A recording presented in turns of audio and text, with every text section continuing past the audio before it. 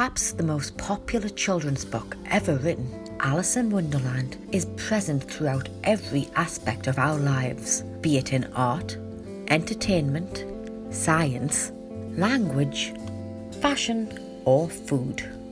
So is it any wonder that Wonderland also plays a major role in the world of conspiracy?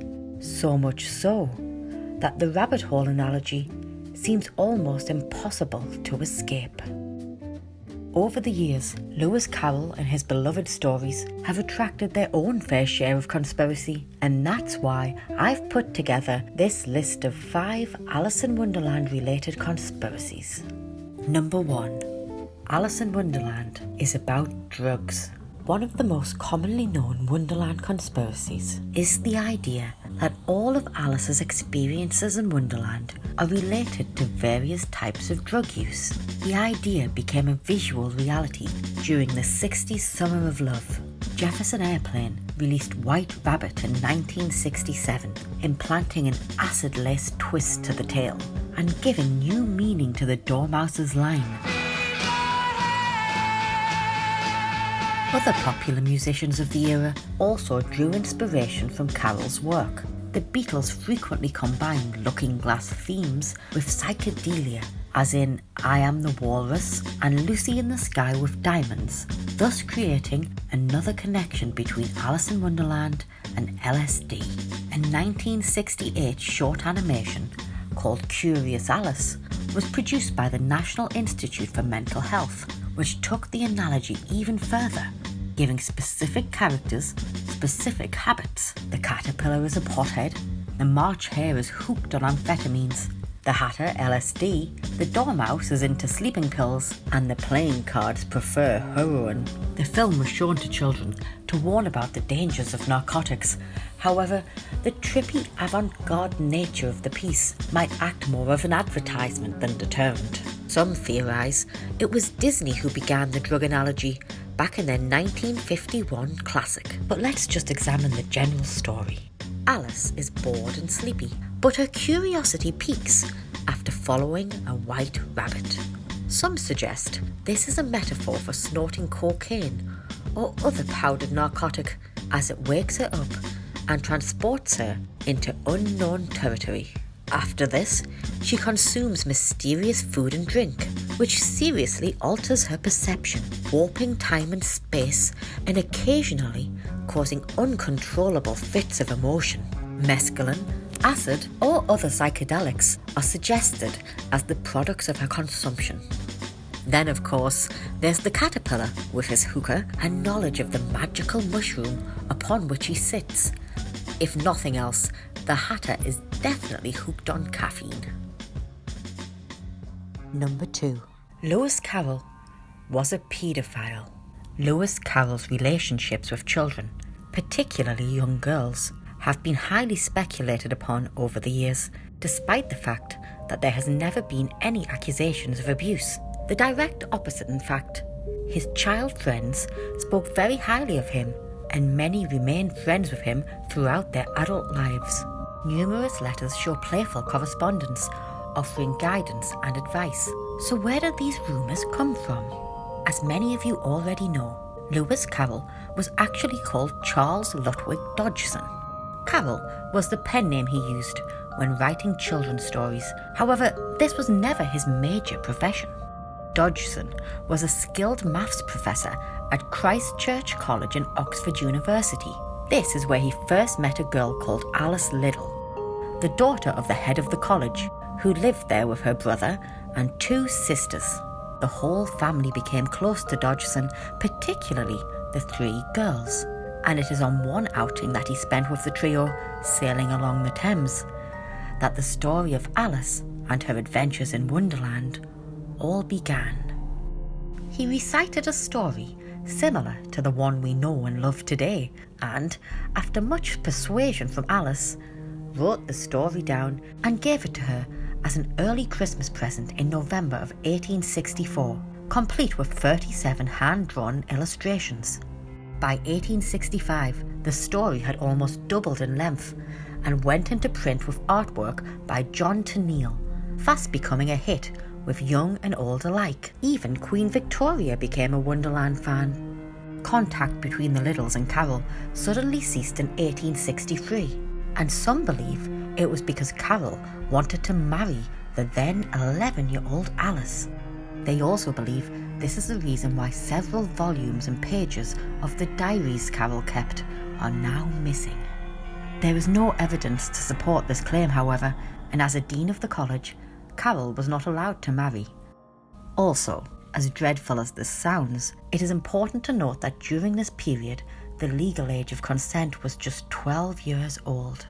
But if you ever see this photograph presented as proof of Carol's perversions, please be aware that it is most definitely a fake. As well as literary and mathematical skills, Carol was also a highly skilled photographer.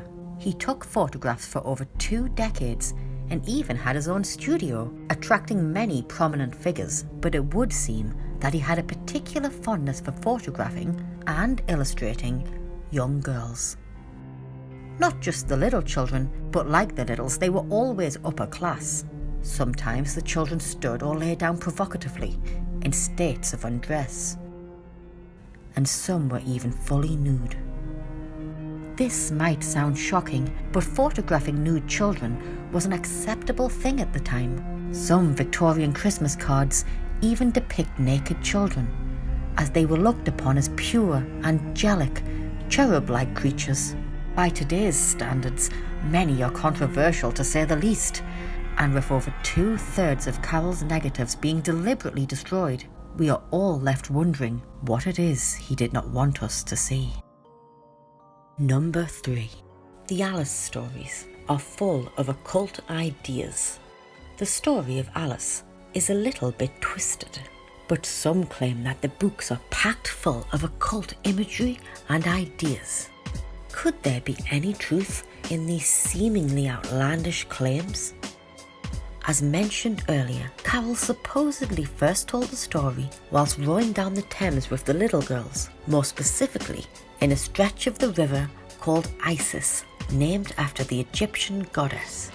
Known for magical powers exceeding any other god, Isis has been worshipped throughout the ages by various religions, cults, and secret societies, as well as being adopted into the belief systems of prominent figures in the esoteric community, such as occultist and ceremonial magician Aleister Crowley and Helena Blavatsky, the founder of Theosophy, an esoteric religious movement. Lewis Carroll was truly a man of both rhyme and reason. A lover of science, yes, but the realm of spirituality also interested him, as shown through his membership in the Society for Psychical Research, an organisation who tried to understand psychic and paranormal events. Carroll was also interested in magic, as a youngster performing tricks for his parents and later to amuse the children he befriended. During the first story, Alice follows a white rabbit into an underground world full of mysteries. Alice is derived from Greek and means truth. White rabbits are often associated with magic. Pulling a rabbit out of a hat has become a catch-all phrase, meaning to conjure something up or perform a trick. Though not all of us have seen the trick performed, we all recognise the imagery of the white rabbit emerging from the top hat and realise its magical implications. In Wonderland, the rabbit comes first and the hat comes later. Alice must change her perspective several times in order to overcome a series of challenges.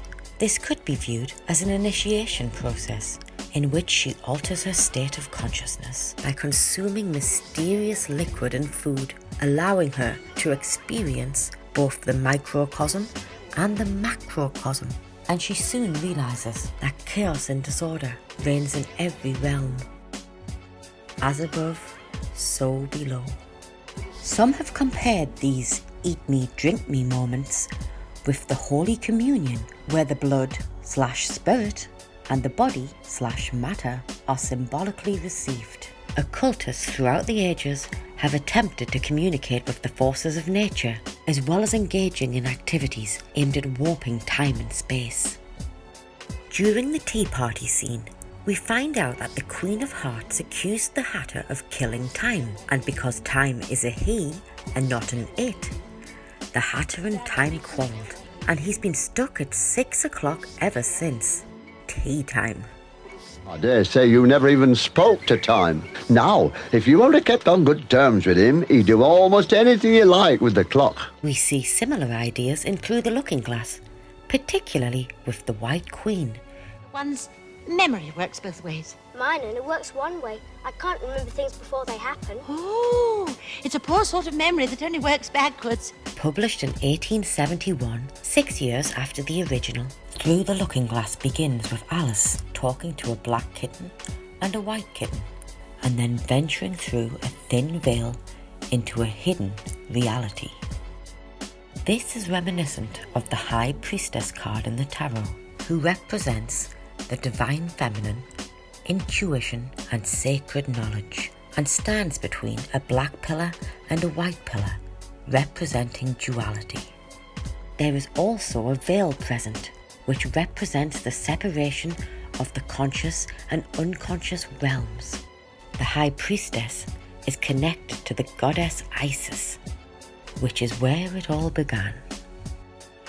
It is interesting to note that the kittens are said to be the children of Dinah, Alice's beloved cat, which is very similar to Bina, the third sephira on the Kabbalistic Tree of Life. It means understanding and is part of conscious intellect relating to the priestess in the occult tarot, who is usually depicted wearing blue.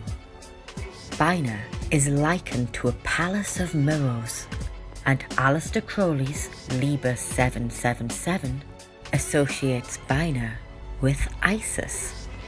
A common goal within the occult world is to learn how to balance out opposing forces, the light and the dark, the masculine and the feminine, the positive and the negative, etc., depicted here in the form of Baphomet, a deity incorporated into many mystic traditions, said to represent the sum total of the universe. In Alice's case, the forces she must balance are the red and white queen. She does this by becoming a queen herself, pushing forward until she receives her crown. The crown, or Kether, is the highest level on the Tree of Life, said to be the most hidden of all things, and is also known as the regal crown. One of the 3 pathways that leads to Kether is Bina. The priestess wears a crown, and Crowley wrote of a coming age ruled by the crowned and conquering child, the Aeon of Horus. First came the Aeon of Isis, the matriarchal society as seen in the original story, with the Queen of Hearts and to a lesser extent the Duchess. Next came the Aeon of Osiris, the sequel. Through the Looking Glass was a patriarchy. Though the queens had more prominent roles, it was the White King's crown that the Lion and the Unicorn fought over, and the Red King who slept, as the Tweedles told Alice that they were all just a part of his dream. In 1888, Carroll published his final Wonderland book, a simplified version of Wonderland called The Nursery Alice, aimed at very young children, and was written as though the story is being read aloud. Perhaps this final publication, carefully crafted to accommodate the needs of children, represents the Aeon of Horus, as it is said to be dominated by the principle of the child. Crowley described the age of Horus as a time of self-realization. Who are you? And said that its formula is Abra Hadabra. Number 4. Lewis Carroll was Jack the Ripper. Jack the Ripper, a notorious and brutal serial killer who slit the throats and tore out the abdomens of female prostitutes in and around Whitechapel, London, back in 1888. Could this be yet another identity of Charles Ludwig Dodgson? In a 1996 book called Jack the Ripper, light-hearted friend, a man called Richard Wallace proposed just that.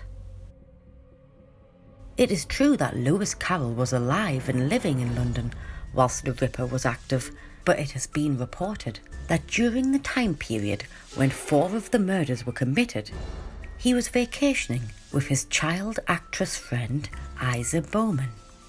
The bulk of the given evidence is supposed hidden messages incorporated into Dodgson's writings, primarily extracts taken from the Nursery Alice and the first volume of Sylvie and Bruno, but also letters and works written by Carroll long before the reign of the Ripper.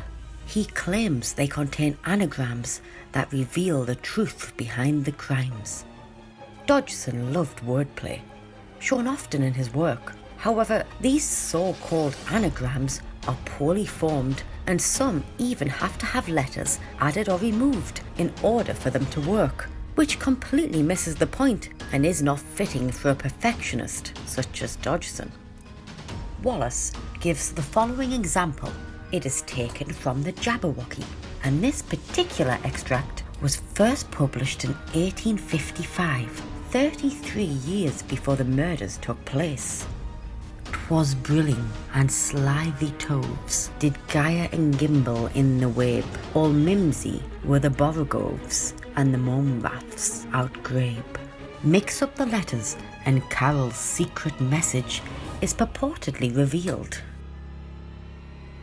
"Bet I beat my glans till, with hand sword I slay the evil gender. A slimy theme, borrow gloves, and masturbate the hog more." Yeah, I'm sure. Many of the extracts contain so many letters they could be rearranged into pretty much anything. For example, Wallace uses the following extract taken from the Nursery Alice. "So she wandered away through the wood, carrying the ugly little thing with her, and a great job it was to keep hold of it, it wriggled about so. But at last she found out that the proper way was to keep tight hold of its left foot and its right ear." Who could have guessed this seemingly random extract contained such a gruesome confession as follows? "She wriggled about so, but at last Dodgson and Bain found a way to keep hold of the fat little whore. I got a tight hold of her and slit her throat, left ear to right. It was tough, wet, disgusting too. So weary of it, they threw up." Jack the Ripper. The Bain mentioned refers to Thomas Bain, Dodgson's colleague and alleged accomplice. According to his diaries, he was crippled with a bad back at the time of the killings, but apparently that didn't stop him. For fun, I scrambled up the letters from the exact same extract and created my own message. Here, Richard W. is gaga, daft, often highly delusional. We should ignore the books, that tat the fools put together, utter twaddle. Throw it away now, or keep to burn with fire later. He also has dirty thoughts. I wept. It's gaga, daft, potty, batshit. Jog on. Everything else he writes is equally far-fetched and nonsensical, and luckily, not in the good Lewis Carroll kind of way.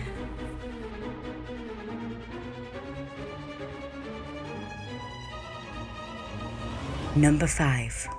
Alice in Wonderland is used for mind control. Our final conspiracy contains elements of all the rest: drugs, perversion, magic, and even murder. That conspiracy is mind control. Many believe that Alice in Wonderland has been used for decades as a programming script aimed at dominating and controlling the human mind. Some say that the story was actually written for that purpose. The most popular theory, however, is that it all started in the 50s as part of the CIA's now infamous operation, Project MK Ultra. In 1953, the CIA started to conduct a series of experiments aimed to identify and develop drugs and procedures that could be used to interrogate the enemy through mind control techniques. These involved hypnosis, sensory deprivation, sexual abuse, torture, and the administration of chemicals and drugs, especially LSD. Unwitting citizens throughout the US and Canada were used as guinea pigs as the CIA sought to create truth serums and Manchurian candidate-style assassins. One of their methods was to give LSD to just about anyone they could, ranging from the most vulnerable members of society, like drug addicts and the homeless, to intellectuals, artists, actors, and musicians. They even took it themselves and gave it to colleagues, though often the colleagues were unaware, sometimes with devastating consequences. The CIA soon realised that people were more suggestible whilst under the influence of LSD. Patients were continuously dosed, putting them in drug-induced comas that lasted weeks or even months at a time. Some received electroshock therapy, and others were played messages on a continuous loop. It is claimed that Alice in Wonderland programming is a perfected method of these mind control techniques and is said to be based primarily in trauma. When a person is subjected to extreme abuse or torture, the brain can sometimes compartmentalize itself as a form of defense that keeps the memories of the trauma locked away. An extreme form of compartmentalization can be observed in sufferers of dissociative identity disorder, or DID, that causes a sufferer to express at least two distinct and enduring personality states. Childhood trauma is believed to be the main cause of the condition, with approximately 90% of cases showing a history of abuse. Many survivors claim that children's stories were incorporated into their trauma, used to create triggers and other forms of mind control. The Wizard of Oz and Peter Pan have been mentioned, but Alice in Wonderland is by far the most common. Note how they all share the same voyage and return type of plot. The idea of entering and slowly falling deeper and deeper down a rabbit hole is certainly the type of transcendental narrative that we come across in hypnosis and guided meditation. Some have gone as far to say that elaborate and sinister recreations of scenes from the book were acted out as part of their programming, and that attractions at Disneyland and specially built theme parks were also incorporated. Kathy O'Brien, along with supposed ex-CIA agent Mark Phillips, make reference to this all in their book Transformation of America, in which Kathy speaks of her alleged CIA trauma-based mind control and the abuse she suffered at the hands of many high-profile figures such as George Bush and Hillary Clinton. Famous faces are rumoured to be the abused as well as the abusers under Alice in Wonderland programming, and people point to evidence in music videos, movies, social media accounts, and glitches caught on camera. We see many suspects pictured with or dressed as the White Rabbit. As mentioned earlier, white rabbits are associated with magic, but remove the top hat and the White Rabbit becomes symbolic of scientific experimentation. There is also the sexual connotations linked to the rabbit, stemming from their association with fertility and demonstrated today with the Ann Summers bestseller and, of course, the Playboy Mansion. This becomes all too relevant when we consider the possibility of sex slave programming. Marilyn Monroe is said to have been a product of such programming, a sex slave created for the elite and celebrated by the masses, a so-called presidential model. Happy birthday, Mr. President. She appeared nude in the very first Playboy magazine, becoming the ultimate blonde bombshell, and is still a huge sex icon, even to this day. Another suspected sex slave celeb is Paris Hilton. She has dressed like Marilyn Monroe and often quotes her on social media. She also seems to have quite the Wonderland obsession. She even appeared in a film called Wonderland, based on the real-life Wonderland cocaine gang murders that occurred in the 80s, where a renowned male porn star was accused of the crime. Paris makes a brief appearance as a character called Barbie, a persona she has took upon herself on more than one occasion. And speaking of Barbie, Nicki Minaj frequently exhibits a Barbie persona. In fact, she appears to have a multitude of alters. You have many, many different alter egos, right? Oh, yes. Roman is one, and then you have... Roman is one, Barbie's one. I have Martha, who's Roman's mother. She's like a crazy lady from London. She also enjoys dressing in Wonderland attire and even has a song called Pills and Potions. She has another called Marilyn Monroe.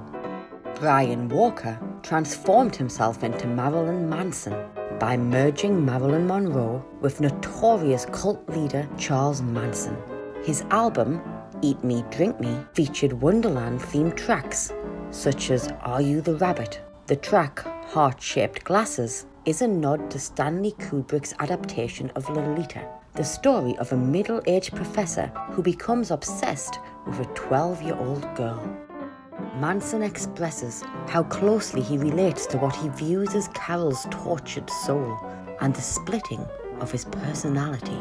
So I was reading his diaries and I was thinking, wow, this really sounds scary, too much like me. It's like you couldn't create a more ridiculous, over-the-top recipe for schizophrenic and at the time aphasia, which is like the separating of two sides. And he stuttered, and at the time, stammering and stuttering was a sign of the splitting of your personality. Manson was even planning on playing Carol in a project called Phantasmagoria, the visions of Lewis Carroll, but it may have been cancelled due to its slow progress and controversial reception. The sort of imagery it contains certainly fuels the fires of conspiracy. Similar themes of experimentation and shattered minds can be found in countless works of art. The band Muse have a song called MK Ultra and another called The Handler, the video for which draws attention to the alleged role Alice in Wonderland plays within mind control. Most celebrities have at least one alter ego. Lady Gaga has Joe Calderoni, Eminem has Slim Shady, Beyoncé has Sasha Fierce, Mariah Carey has Mimi, David Bowie had Ziggy Stardust, and the list goes on and on. But could this all be a symptom of human experimentation and Alice in Wonderland-based mind control? I'll let you decide. Be sure to let me know what you think about it in the comments box below, and like and subscribe for more Wonderland-related content.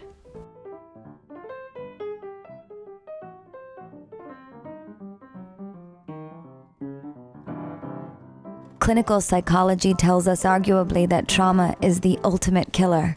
Memories are not recycled like atoms and particles in quantum physics. They can be lost forever. It's sort of like my past is an unfinished painting, and as the artist of that painting, I must fill in all the ugly holes and make it beautiful again.